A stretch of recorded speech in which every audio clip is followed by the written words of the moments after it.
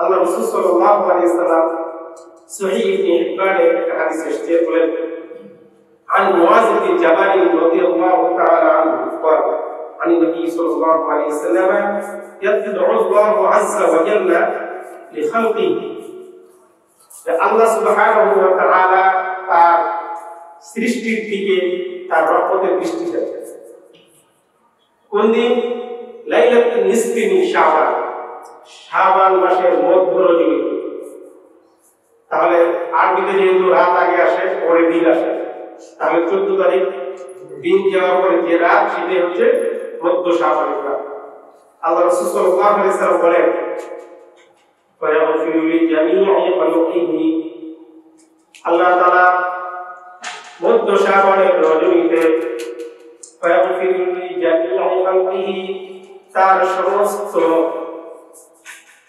সৃষ্টিকে আল্লাহ তাআলা ক্ষমা করে দেন বলে সুবহানাল্লাহ আল্লাহ তাআলা তার সমস্ত সৃষ্টিকে ক্ষমা করে দেন কিন্তু ইল্লাল মুশরিকিন আও মুশাহিন দুই শ্রেণীর লোককে আল্লাহ তাআলা ক্ষমা করবেন না এই সময় বরাতের দিনে এই সময় বরাতের এই গুরুত্বপূর্ণ রজনীতে আল্লাহ তাআলা তার মাখলুকের সবাইকে ক্ষমা করে দিবেন কিন্তু দুই শ্রেণীকে ক্ষমা করবেন না একটা হচ্ছে মুশরিক একটা হচ্ছে মুনশিক এই দুই শ্রেণীকে আল্লাহ রাসূল সাল্লাল্লাহু আলাইহি ওয়াসাল্লাম ক্ষমা করবেন না বলে ঘোষণা দিয়েছেন সুতরাং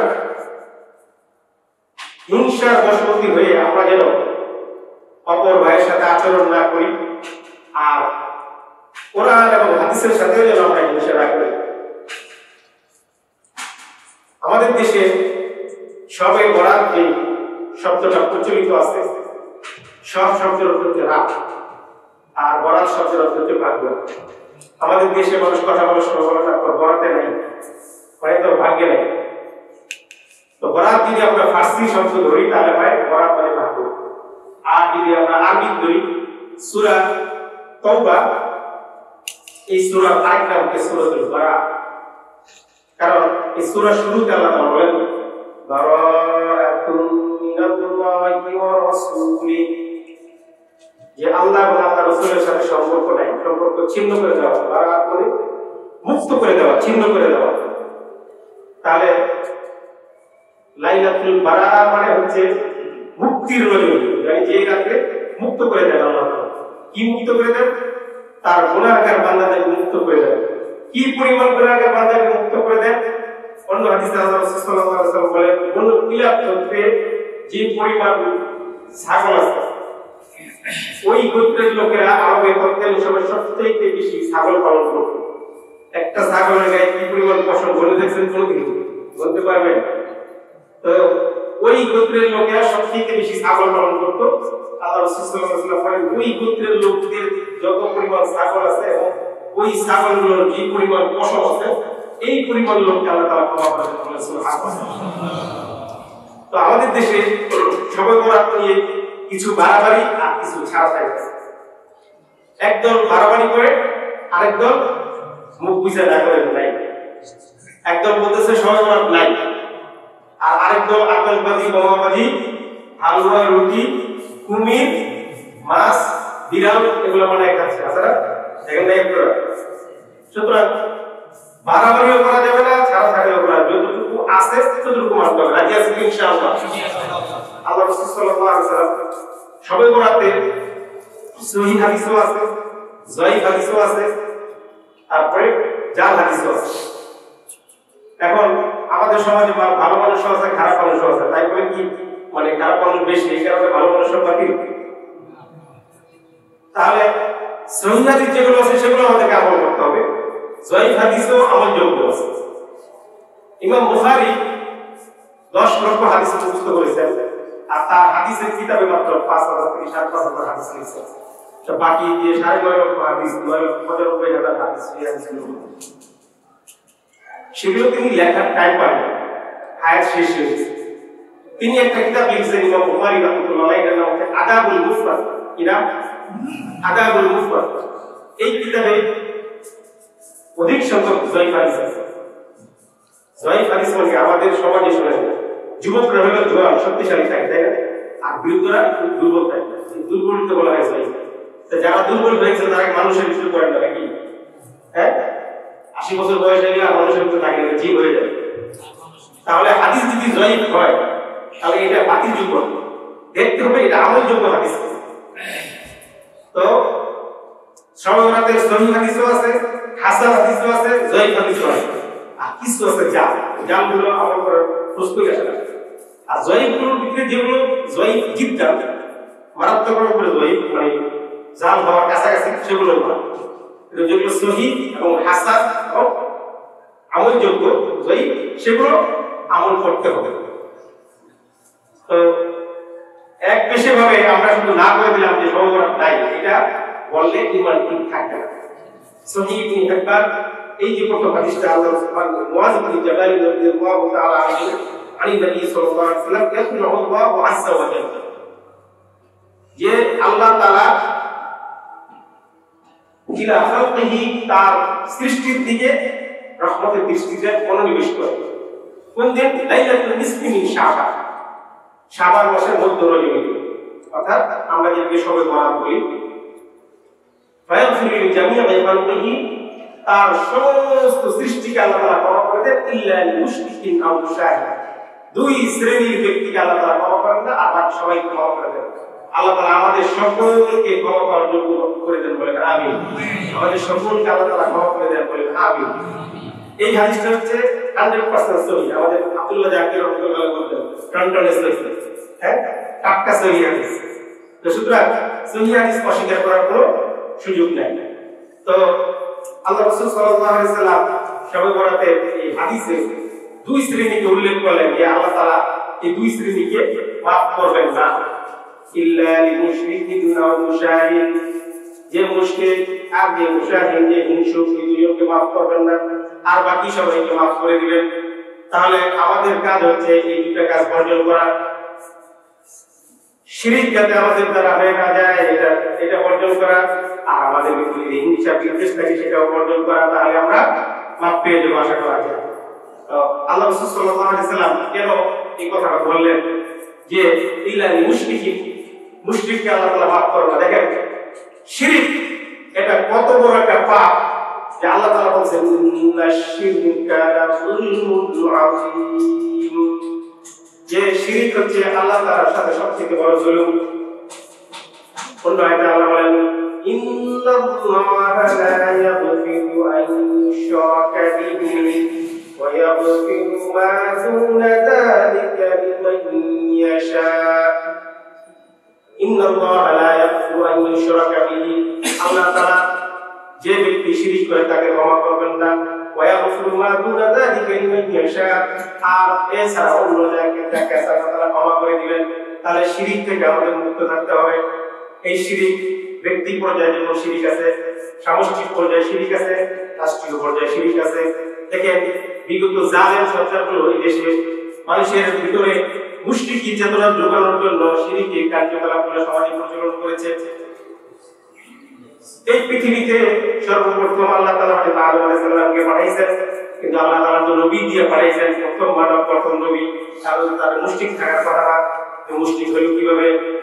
তারা ফারাআইতুমুল লাতা ওয়াল উযযা ওয়া মানাতাস সালিসাতাল উখরা আলাকুম যাকারু ওয়া লাহুল উনসা। আফারাআইতুমুল লাতা ওয়াল উযযা, তারা লাত, মানাত, উযযা এগুলো পূজা করত। এগুলো ছিল প্রাচীন কালের খুব ভালো লোক, দিনদার পরহেজগার মুত্তাকি লোক।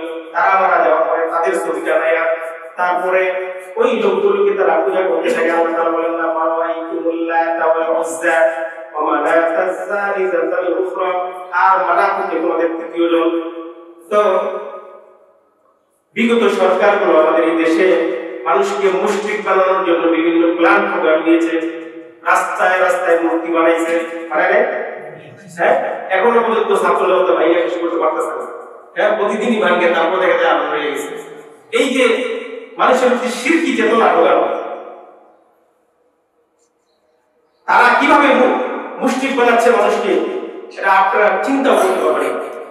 মাদ্রাসা, আলিয়া মাদ্রাসা, কামিল মাদ্রাসা প্রিন্সিপালের মাথার উপরে চলছে আছে, আর কয়েক বছর ক্ষমতা থাকলে বাইতুল মুকাররমের খতিবের মাথার উপরে ছবি থাকবে। এই হয়েছে তাদের অবস্থা।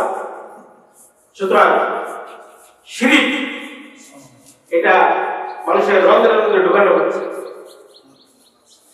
রাস্তায় রাস্তায় মূর্তি, রাস্তায় রাস্তায় ছবি, ঘরে ঘরে মূর্তি, ঘরে ঘরে ছবি। তো এই শিরিক থেকে আমাদেরকে বাঁচতে হবে। যদি আপনি সর্বরাতের দিন, সর্বরাতের রাতে যদি আপনি আল্লাহর কাছে ক্ষমা পেতে চান, আর যদি পুরা জাতি শিরকে লিপ্ত হয়, পুরা জাতিকে তওবা করতে হবে। ফাতুবু ইলাল্লাহি জামিআন আইয়ুহাল মুমিনুনা লাআল্লাকুম তুফলিহুন। যখন মুমিনরা পুরা জাতি শিরক করবে, পুরা জাতি পাপ করবে, তখন পুরা জাতিকে তওবা করতে হবে। সুতরাং লাইলাতুল নিসফি মিন শাবানে আল্লাহ রাসূল বলে দিয়েছেন ইল্লা লিল মুশরিকিন, এই মুশরিক যারা শিরক করবে তাদের অবস্থা কি? আল্লাহ বলেন লা ইন আশরাকতা লা ইয়াহবাতান্না আমালুক, লা ইন আশরাকতা লা ইয়াহবাতান্না আমালুক। তোমরা শিরক করবে, তোমাদের আমল সব বাতিল হয়ে যাবে। 40 বছর ইবাদত করার পরে যখন আপনি শিরক করবেন, তখন 40 বছরের ইবাদত বাতিল। সুতরাং কথা এবং কাজ করার সময় খুব চিন্তা ভাবনা করে করতে হবে, খুব চিন্তা করে করতে হবে। লা ইন আশরাকতা লা ইয়াহবাতান্না আমালুক। আপনার আমল শিরক করতেছেন, আপনি মাজারে সিজদা দিচ্ছেন, আপনি আপনার বাবাকে সিজদা দিচ্ছেন, আপনি মাজারে গিয়ে বাচ্চা চাচ্ছেন, আপনি দ্বীনের বিধানদাতা, রাষ্ট্র পরিচালনার বিধানদাতা, আপনি আল্লাহকে ছাড়া অন্য মনে করতেছেন। আপনি মনে করতেছেন যে কোরআনের শাসন আমাদের সমাজকে শান্তি দিতে পারে না। 1400 বছর পূর্বের কোরআন কিভাবে বর্তমান আধুনিক জামানায় শান্তি প্রতিষ্ঠা করবে, আপনার ভিতরে এই কনসেপ্ট আছে। আল্লাহ তাআলা বলেছেন যে যালিকা বিআন্নাহুম কারিহু মা আনজালাল্লাহু ফাআহবাতা আমালাহুম, তাদের আমলকে বাতিল করা হবে শুধু এই কারণে যে তারা আল্লাহর বিধানটাকে অপছন্দ করে। যালিকা বিআন্নাহুম কারিহু মা আনজালাল্লাহ, এটাই জন্য যে আল্লাহ তাআলা যা নাযিল করেছেন তা তারা অপছন্দ করত। আনতাহবাতা আমালাহুম, তাদের আমলগুলো বাতিল করে দেওয়া হবে। সুতরাং মুমিনেরা, তোমরা তোমাদের আমলগুলোকে বাতিল করে দিও না। আল্লাহ বলেন ইয়া আইয়ুহাল্লাযীনা আমানু আতিউল্লাহা ওয়া আতিউর রাসূলা ওয়া লা তুবতিলু আমালাকুম। হে ঈমানদারগণ, তোমরা আল্লাহর আনুগত্য করো আর রাসূলের আনুগত্য করো, তোমাদের আমলগুলোকে বাতিল করে দিও না। আমলগুলো যদি আমাদের বাতিল হয়ে যায়, তাহলে শূন্য হাতে হাসরের মধ্যে উঠতে হবে।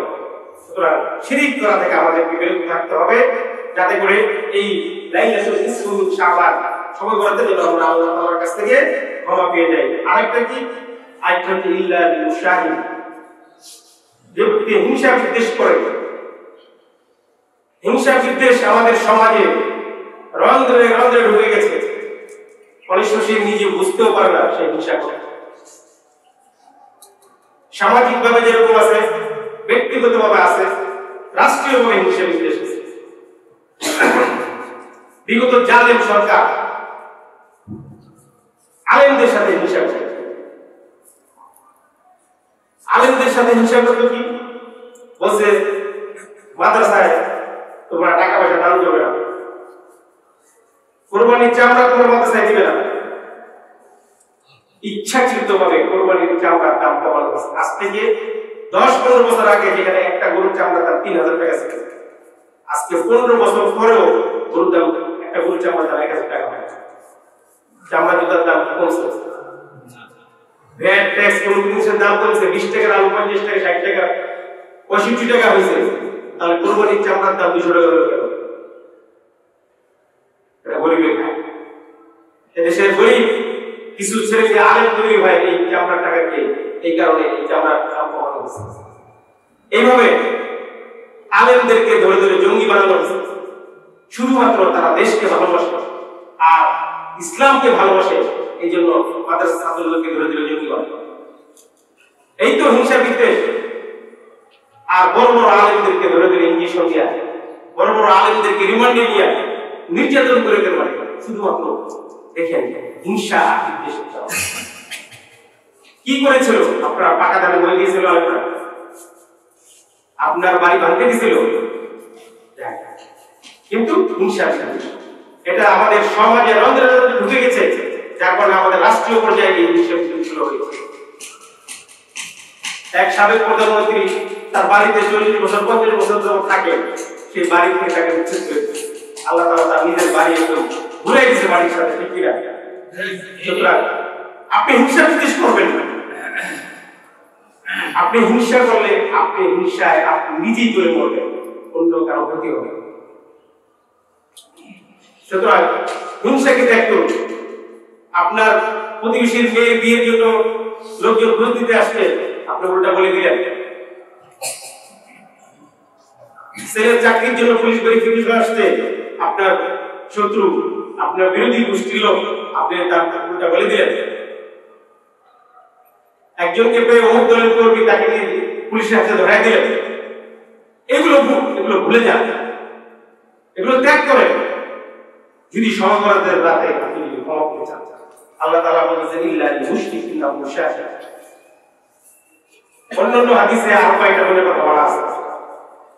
এই রাতে যারা ক্ষমা পাবে না তারা হচ্ছে মদ্যপ, মুদমিনুল খামার, যারা মদ খায়।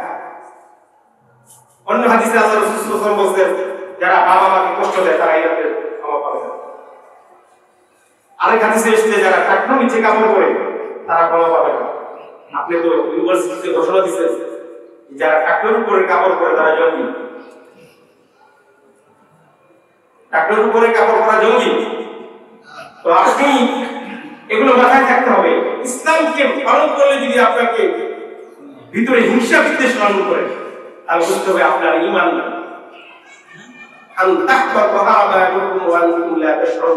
তোমার আমল বাতিল হয়ে গেছে, দুনিয়ার পাবেন। مثل الذين كفروا بربهم أعمالهم كرماد اشتدت به الريح في يوم عاصف لا يقدرون مما كسبوا على شيء ذلك هو الضلال البعيد مثل الذين كفروا بربهم أعمالهم যারা কাফের মুশরিক তাদের আমলগুলো হচ্ছে এরকম, কারমাদিন ইশতাদ্দাত বিহি রিহু ফি ইয়াউমিন আসিফ। প্রচন্ড বৃষ্টির দিনে আপনি যদি কোনো একটা পাথরের উপরে কিছু ছাই রেখে দেন, লা ইয়াকদিরুনা মিম্মা কাসাবু আলা শাই, বাতাসে এই ছাইগুলোকে উড়িয়ে নিয়ে যাবে, আপনি কোনো কিছুই পাবেন না। কাফের মুশরিকদের আমলের অবস্থা এরকম। তারা যত ভালো কাজই দুনিয়াতে করুক, আখিরাতে এর কোনো ফল পাবে না। তো লাইলাতুন নিসফি মিন শাবানে আমাদের করণীয় হচ্ছে গুনাহগুলোকে ত্যাগ করা। 8 জন সাহাবী থেকে হযরত আবু বকর, হযরত আনাস এবং হযরত ওমর রাদিয়াল্লাহু তাআলা আনহু সহ 8 জন সাহাবী থেকে লাইলাতুল নিসফি মিন শাবানের হাদিস বর্ণিত আছে। এমনকি যারা শবে বরাতকে অস্বীকার করে তাদের একজন ইমামের নাম হচ্ছে নাসির বিন আলবানী। তিনি তার একটা হাদিসের কিতাব লিখছেন সিলসিলাতুল আহাদিসুস সহিহা। সেই কিতাবে শবে বরাতের 8টা হাদিস উল্লেখ করার পরে বলেছেন যে শবে বরাতকে যদি কেউ অস্বীকার করে তাহলে বুঝতে হবে তার জ্ঞানের দৈন্যতা আছে, তার জ্ঞানের কমতি আছে। সহিহ সুন্নাহ এবং রাসূল সাল্লাল্লাহু আলাইহি ওয়াসাল্লামের সাহাবায়ে কেরামের আমলের মাঝে লাইলাতুল নিসফি মিন শাবানের আলোচনা আছে এবং আমল আছে।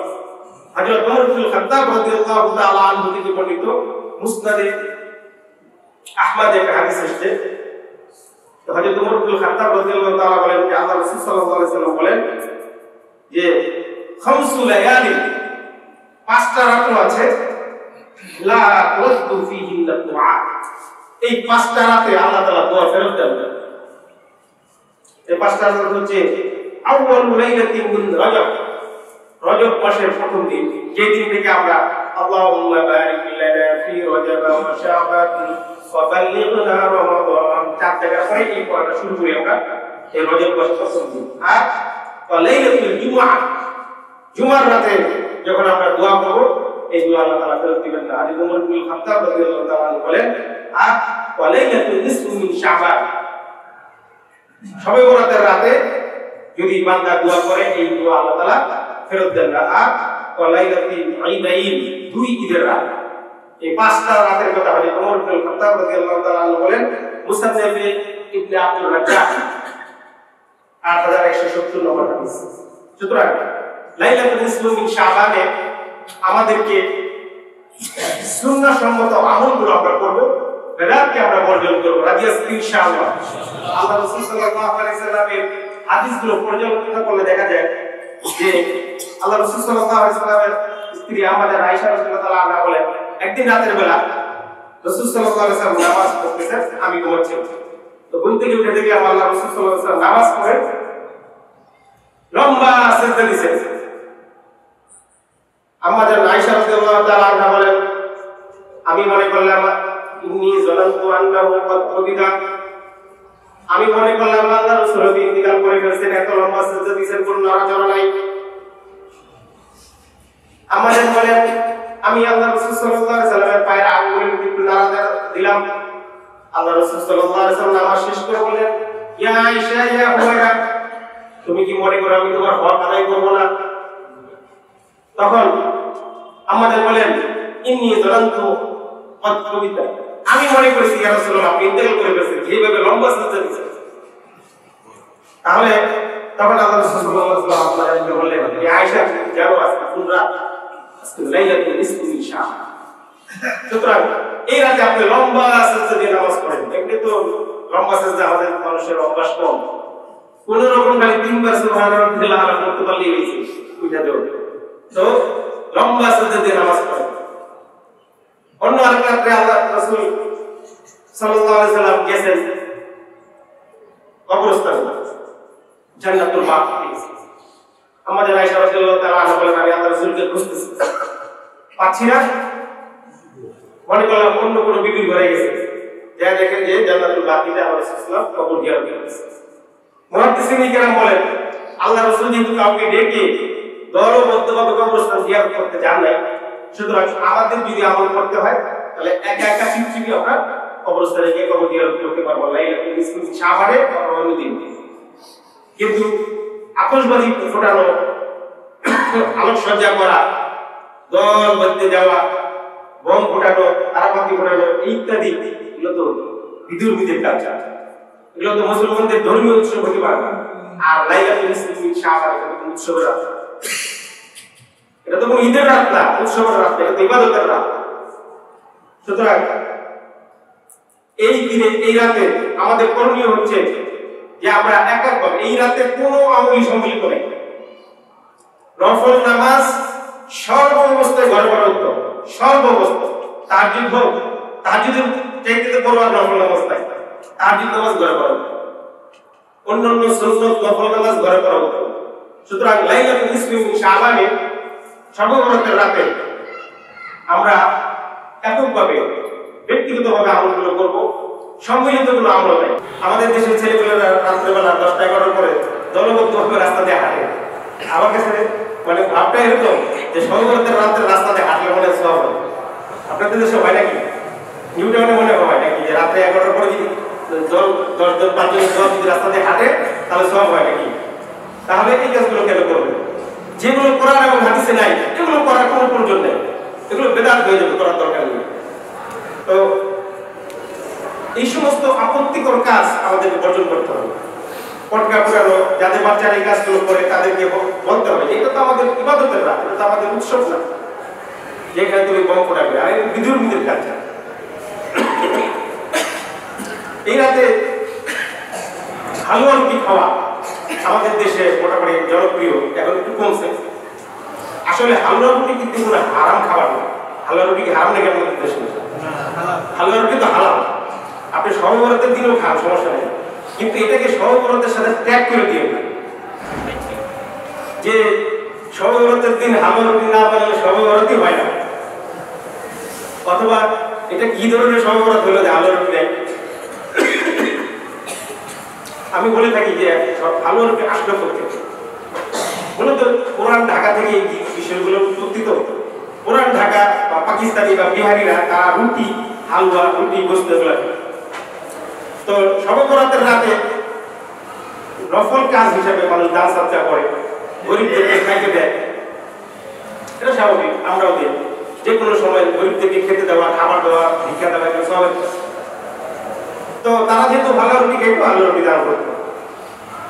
এখন সেটা আমরা তো আর হালুয়া রুটি খাই না, আর এখন তো হালুয়া রুটি যাওয়া না।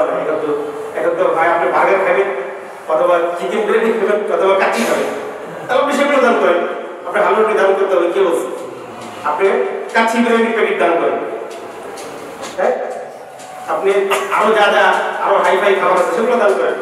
আপনি তো দান করার সময় ভালো জিনিস দান করবেন। আল্লাহ তাআলা বলেন, লান তানালুল বিররা হাত্তা তুনফিকু মিম্মা তুহিব্বুন। তোমার কাছে সবচেয়ে প্রিয় যে জিনিস সেটা তুমি দান করবে। আপনি এখন তো সবচেয়ে প্রিয় জিনিস খাবার, এগুলো দান করেন। ভালো রুটি দান করতে হবে। আর মহিলারা মানে পুরা শবে বরাতের রাত একেবারে বিকাল থেকে শুরু করে রাত 12টা পর্যন্ত হালুয়া রুটি বানাইতে থাকবে। নামাজ কালাম কিছু দরকার নেই, খালি হালুয়া রুটি বানাও আর দিলাম। এটা না, এরা যেহেতু আল্লাহ তাআলা ইবাদতের জন্য বলেছেন, আল্লাহ তাআলা বলেছেন ক্ষমা করে দিবেন, সাধারণ ক্ষমা ঘোষণা করেছেন। এই ক্ষমা আমাদের নিতে হবে। এই ক্ষমা নেওয়ার জন্য আমাদের ইবাদত করতে হবে, ইস্তিগফার করতে হবে, তওবা করতে হবে, নামাজ পড়তে হবে। পরের দিন আমরা রোজা রাখতে পারি। হযরত আলী রাদিয়াল্লাহু তাআলা আনহু থেকে একটা হাদিস এসেছে যে উমু লাইলাহা ওয়া সুমু নাহারাহা, যে দিনে তোমরা রোজা রাখো আর রাতে তোমরা নামাজ পড়ো। তো সেটা করা যায়। তো যেহেতু হাদিসগুলো দুর্বল, সেজন্য মুহাদ্দিস উলামায়ে কেরাম বলেন যে আমরা ইয়ামে বীজের রোজা রাখতে পারি। তাহলে তো একসাথে দুই হাদিস আমল হয়ে গেল, সহিহ আমল হয়ে গেল, জয়ীফ আমল হয়ে গেল। যে প্রত্যেক আরবি মাসে 13, 14, 15 তিন দিনের রোজা আল্লাহ রাসূল কখনো ছাড়তেন না। তাহলে আমরা সেই 3 দিনের রোজা নিয়ত করি, তাহলে তো আমাদের শবে বরাতের রোজা হয়ে যাচ্ছে, আইয়ামে বীজও হয়ে যাচ্ছে। সুতরাং এই রাতকে কেন্দ্র করে আমরা আমাদের বেদাতি কার্যক্রমকে বন্ধ করব। অনেকে লাইলাতুল কদরের সমান মনে করে বলে, লাইলাতুল কদর আর লাইলাতুল বরাত দুটোকে সমান করে ফেলে। শবে বরাত আর শবে কদর একই মনে করি না। শবে বরাতের চাইতে কয়েক হাজার লক্ষ কোটি গুণ বেশি মর্যাদা হচ্ছে শবে কদরে, যেটা রমজান মাসের শেষ দশক। আল্লাহ তাআলা বলেন, ইন্না আনসালনাহু ফি লাইলাতিল কদর ওয়া মা আদরাকা মা লাইলাতুল কদর লাইলাতুল কদরি খায়রুম মিন আলফি শাহর। কোথায় শবে কদর আর কোথায় শবে বরাত? আমি আলোচনার শুরুতে একটা আয়াত তেলাওয়াত করেছি, সূরা বুখারী, ইন্না আনসালনাহু ফি লাইলাতিন মুবারাকাতিন ইন্না কুন্না মুনজিরিন। ইন্না আনসালনাহু ফি লাইলাতিন মুবারাকা। আল্লাহ বলেন আমি এই কোরআনকে নাযিল করেছি পবিত্র বরকতময় রজনীতে। সমস্ত মুফাসসিরিন কেরাম এই বিষয়ে একমত। কোরআনও বলতেছে ইন্না আনসালনাহু ফি লাইলাতিল কদর। এই যে লাইলাতুল মুবারাকা দ্বারা লাইলাতুল কদর উদ্দেশ্য। সুতরাং লাইলাতুল মুবারাকা দ্বারা লাইলাতুল কদর উদ্দেশ্য, লাইলাতুল বরাত উদ্দেশ্য নয়। কিন্তু একজন মাত্র তাবী হযরত ইকরামা রাহমাতুল্লাহি আলাইহি, তিনি আব্দুল্লাহ ইবনে আব্বাস রাদিয়াল্লাহু তাআলা আনহু ছাত্র, তিনি বলেন এই আয়াত দ্বারা শবে কদর উদ্দেশ্য, শবে বরাত উদ্দেশ্য। তো অধিকাংশ মুফাসসির কিন্তু এই আয়াত দ্বারা শবে কদর বুঝেছেন, আর হযরত ইকরামা রাহমাতুল্লাহি আলাইহি তিনি বলেন এটার দ্বারা শবে বরাত উদ্দেশ্য। তো কোন কোন মুফাসসিরের ব্যাখ্যা দিয়েছেন এইভাবে যে আল্লাহ তাআলা যেহেতু শবে বরাতের পরে শবে কদর আসে, তো শবে বরাতের সময় আল্লাহ তাআলা তার ডিসিশনটা ফাইনাল করে দিয়েছেন যে আমি এই বছর কোরআন নাযিল করব। আর শবে কদরে গিয়ে আল্লাহ তাআলা কোরআন নাযিল করে দিয়েছে। এভাবে একটা ব্যাখ্যা দিয়েছেন যে শবে বরাত আর শবে কদরের এই আয়াতের ব্যাখ্যা। কথা হচ্ছে এই আয়াত শবে বরাতের হোক অথবা না হোক, যেহেতু হাদিস সহিহ আছে আর আল্লাহ রাসূল বলেছেন, আমাদের আয়েশা থেকে হাদিস বর্ণিত আছে, হযরত আলী রাদিয়াল্লাহু তাআলা আনহু থেকে হাদিস বর্ণিত আছে। আমাদের কাজ হচ্ছে এই রাতটাকে ইবাদত বন্দেগীতে কাটানো। হ্যাঁ, আর অন্য হাদিসে আল্লাহ রাসূল সাল্লাল্লাহু আলাইহি ওয়াসাল্লাম বলতেছেন যে দেখেন শবে বরাত ছাড়াও, শবে বরাতের রাত তো আছেই, শবে বরাত ছাড়াও অন্যান্য সকল রাতের 1/3 যখন পার হয়ে যায় তখন বুখারীতে একটা হাদিস আছে, ইয়ানজিলু রাব্বুনা কুল্লু লাইলা, আল্লাহ তাআলা প্রত্যেক রাতেই প্রথম আসমানে অবতীর্ণ হন, ইলাস সামাঈদ দুনিয়া, দুনিয়ার আসমানে চলে আসেন। হিনা ইয়াবগি সুলুসুল লাইলিল আখির, যখন রাতের 1/3 শেষের অংশ চলে আসে। ইয়াকুলু মান ইয়াদউনি ফাআস্তাজিব, তোমাদের মাঝে কে আছে আমার কাছে দোয়া করবে, আমি তোমার দোয়া কবুল করব। ওমান ইয়াসআলনি ফাআতি, আর কে আছে আমার কাছে যাবে আমি তোমাদেরকে দিব। ওমান ইয়াস্তাগফিরনি ফাআগফির লাহু, আর কে আছে আমার কাছে ক্ষমা চাইবে আমি ক্ষমা করে দিব। এটা সর্বরাতের রাত্রেও হবে, অন্য রাত্রেও হবে। সুতরাং সর্বরাতের রাত্রেও যদি আমরা এই আমলটা করি, তাহাজ্জুদ পড়ি আর আল্লাহর কাছে তওবা ইস্তেগফার করি, তাহলে আল্লাহ তাআলা আমাদেরকে ক্ষমা করে দিবেন। আর অন্য হাদিসে আল্লাহ রাসূল সাল্লাল্লাহু আলাইহি ওয়াসাল্লামের হাদিস আরেক শ্রেষ্ঠে লাইলাতুল বারাত বা সবরাত নিয়ে, যে অন্যান্য রাতে আল্লাহ রাসূল সাল্লাল্লাহু আলাইহি ওয়াসাল্লাম বলেন যে আল্লাহ তাআলা রাতের 1/3 যাওয়ার পরে আল্লাহ তাআলা ডাকেন। আর লাইলাতুল নিসফি মিন শাবানে শবে বরাতে আল্লাহ তাআলা সন্ধ্যা হাত্তা ইয়াতলুআ ফজর, সূর্য ডুবা থেকে শুরু করে ফজর পর্যন্ত, একের মাগরিবের সময় থেকে মাগরিবের আযান অর্থাৎ সূর্য ডুবলো তখন থেকে লাইলাতুল নিসফি মিন শাবান শবে বরাত শুরু হলো একেবারে সূর্য ডুবা পর্যন্ত। এই পুরো সময়টাই লাইলাতুল বারাতের অন্তর্ভুক্ত। আপনি এই পুরো সময়টাই আপনি ইবাদত বন্দেগীতে কাটাবেন এবং সকল ধরনের গুনাহ ফাহিশা এগুলো থেকে তওবা করবেন এবং কুসংস্কার এবং বিদআতি কার্যক্রম থেকে মুক্ত থাকবেন। অনেকে সর্বরাতে বিভিন্ন নামাজের নিয়ম বলে, 10 টাকা 20 টাকা 12 টাকা 16 টাকা সূরা ইখলাস 80 বার, সূরা ইখলাস 500 বার, এরকম নিয়ম কানুন বলে। এগুলো সব বানোয়াট কথাবার্তা, এগুলো কোথা কোরআন হাদিসের কোথাও নেই। অনেকে আগে ছিল এরকম যে মাগরিবের পরে গোসল করতো, কেন গোসল করে আবার মাথা মুছে না, কেন চুল ভিজা টপ টপ করে পানি পড়বে আর এর সাথে সাথে গোলাগুলো ঝরে যাবে, এরকম কোনো হাদিস নেই। এগুলো সব বানোয়াট, এগুলো আমাদের আমল করার প্রয়োজন নাই। আমাদের যেটা সহিহ হাদিস ভিত্তিক আছে, কোরআন এবং হাদিসে যেটা নির্দেশনা আছে সেটাই আমরা ফলো করব, সেটাই আমরা মেনে চলব। নামাজের মাধ্যমে আমরা কাটাবো। হ্যাঁ, বিজ্ঞ ওলামায়ে কেরাম একটা পরামর্শ দিয়েছেন, আপনি সর্বরাতের রাতে 1000 রাকাত নামাজ পড়ার দরকার নেই। আপনার জীবনে যত কাজা নামাজ আছে এগুলো যদি কিছু করে কিছু কমান, তাও আপনার বোঝা লাগছে হালকা। আপনি সারা বছর নামাজই করেন না, সর্বরাতের রাতে আসছেন আপনি 1000 রাকাত নফল নামাজ পড়তে। আচ্ছা বলেন যে কয় লক্ষ নফল নামাজ মিলে একটা ফরজ নামাজের সমান হবে? কোনোদিনই হবে না। বলেন তো 100 মণ রূপা যদি আপনি বলেন তাহলে 1 কেজি স্বর্ণ হবে? হবে? হবে না। রূপা রূপাই থাকবে, স্বর্ণ স্বর্ণই থাকবে। সুতরাং আপনি 1000 রাকাত নফল নামাজ পড়লে কি 1 রাকাত ফরজের সমান হবে? হবে না। তাহলে আপনি ফরজ নামাজগুলো ঠিক মতো করেন। অনেকে সারা রাত জাগে, সারা রাত ঘোরাফেরা করে, পরে শেষ আর নিজেকে কন্ট্রোল করতে পারে না, 3টার সময় যায় ঘুমায় পড়ে ফজর নামাজের ফরজ। তাহলে আপনার এই সারা রাত জাগার মধ্যে কি ফায়দা আছে? আমি বলবো ব্যালেন্স। আপনি কিছুক্ষণ কোরআন তেলাওয়াত করেন, কিছুক্ষণ ঘুমান, কিছুক্ষণ নামাজ পড়েন, কিছুক্ষণ তাসবিহ তাহলিল করেন, কিছুক্ষণ জিকির আজকার করেন। এভাবে ইবাদতের ভিতরে ভেরিয়েশন এনে আপনি রাত্রি যাপন করেন। আর যদি না পারেন তাহলে আপনি মাঝখানে 2-3 ঘন্টা ঘুমায় নেন। সর্বরাতের রাত্রে ইবাদত করা তো ফরজ না, ফরজ না, কিন্তু আপনি যদি নিজে করেন আপনি সওয়াব পাবেন। কিন্তু আপনি সর্বরাতের রাত জাগতে গিয়ে ফজরের নামাজ কাজা করে ফেললেন, ফজরের নামাজ আপনি পড়লেন না, তাহলে তো আপনার সওয়াবের চেয়ে গুনাহটা বড় হয়ে গেল। তো হিসাব কিতাব করে আমাদেরকে চলতে হবে। আল্লাহ সুবহানাহু ওয়া তাআলা আমাদেরকে এই রাতে যে ফায়াগফিরু লিজামিআল খালকি, আল্লাহ তাআলা তার সমস্ত সৃষ্টিকে ক্ষমা করে দিবেন। আমরাও তো আল্লাহ তাআলা সৃষ্টির অন্তর্ভুক্ত নাকি? আল্লাহ তাআলা আমাদের সকলকে ক্ষমা করে দেন, বলেন আমিন। ওয়া আখিরু দাওয়ানা